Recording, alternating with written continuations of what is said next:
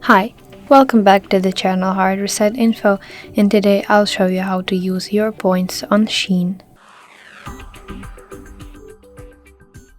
Firstly, open Shein on your device.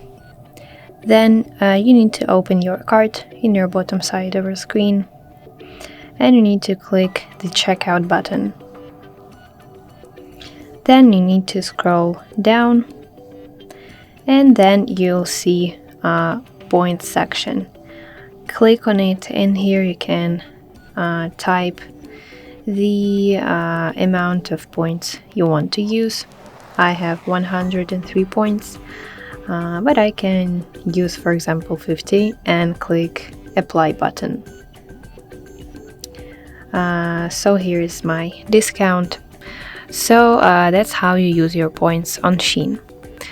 I hope this video helps. Please don't forget to subscribe to our channel. See you later. Bye bye.